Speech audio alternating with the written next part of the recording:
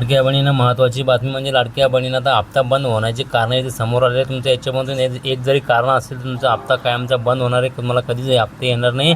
या ठिकाणी मुख्यमंत्री माझी लाडकी बहीण योजना बंद झालेल्या लाडक्या बहिणींसाठी हे महत्त्वाचे कारणे शासनाने निर्गमित करून इथे माहिती देण्याचं काम केलेलं आहे. KYC करताना चुकीचे पर्याय निवडले आहे, त्याची दुरुस्ती मुदतीस केलेली नाही. तुम्ही जर चुकीचा पर्याय निवडला होता अगोदर तुम्ही जी तारीख दिली होती शासनाने शेवटची तारीख, त्या तारखेच्या आतमध्ये तुम्ही जर हे दुरुस्ती केली नसेल तुमचा हप्ता बंद होऊ शकतो. कुटुंबामध्ये 4 चाकी वाहन असल्यास तुमचा हप्ता हा कायमचा बंद होऊ शकतो. कुटुंबातील व्यक्तींना आयकर रिटर्न फाईल केली असल्यास, तसेच कुटुंबाचे वार्षिक उत्पन्न रुपये 2.5 लाखापेक्षा जास्त दिसल्यास, आधार कार्ड किंवा पॅन कार्डने दिसल्यास त्यांना हा लाभ कायमचा बंद करण्यात आला आहे. कुटुंबातील म्हणजे लाडक्या बहिणी तुमच्या जर पती किंवा वडिला तुम्ही आधार कार्ड KYC करताना जर दिला असेल, तुमच्या जर वडिलांनी किंवा पतीनं जर रिटर्न फाईल भरली असेल, आयकर विभागामध्ये जर फाईल टाकली असेल, तुमचा लाभ हा कायमचा ऑटोमॅटिक बंद होणार आहे. कारण इतर योजनेचा लाभ घेत असाल तर उदाहरणार्थ संजय गांधी योजना, नमो शेतकरी योजना, PM किसान योजना, अन्य शासकीय योजनेचा लाभ जर तुम्ही घेत असाल 1500 रुपयाच्या पेक्षा जास्त किंवा 1500 रुपये,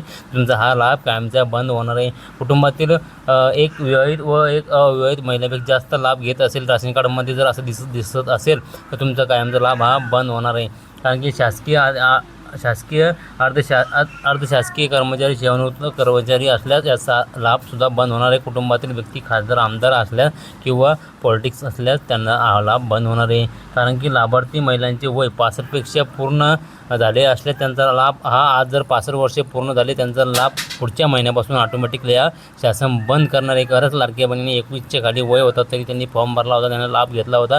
KYC केल्यानंतर त्यांचा ऑटोमॅटिक हा लाभ बंद करण्यात आलेला आहे. लाभार्थी महिलाचे वय 21पेक्षा ते वयापेक्षा कमी निदर्शनास आले असल्यास असा लाभसुद्धा बंद होऊ शकतो. इथे सुद्धा नमूद केलेलं आहे. या ठिकाणी तुम्ही बघू शकता. कारण की अर्ज भरतेवेळी चुकीचे आधार कार्ड टाकले होते आणि नंतर KYC करताना बरोबर आधार कार्डवरती KYC केली, असे लाभार्थ्यांचा सुद्धा लाभ हा कायमचा बंद करण्यात आला आहे. आधार कार्डवर पुरुष असलेच पुरुषांनी बराच लाभ घेतलेला आहे, अशा पुरुषांसुद्धा लाभ बंद करण्यात आला आहे. त्यांच्यावरती कडक कारवाई किंवा त्यांच्याकडून पैसे जमा करण्याचे जे हप्ते त्यांना मिळाले होते त्यांच्याकडून हे वसूल करण्याचे काम चालू आता सरकार करणार आहे. ही महत्त्वाची बातमी म्हणजे आधार कार्डला बँक खाते लिंक नसणे म्हणजे सीडिंग नसले.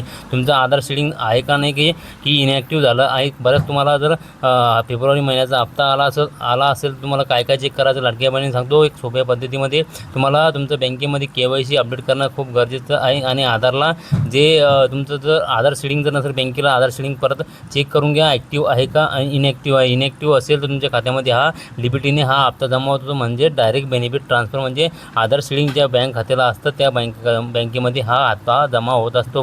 तुम्ही आधार सीडिंग आहे का किंवा तुमचं DBT ॲक्टिव्ह आहे का हे चेक करून घ्या.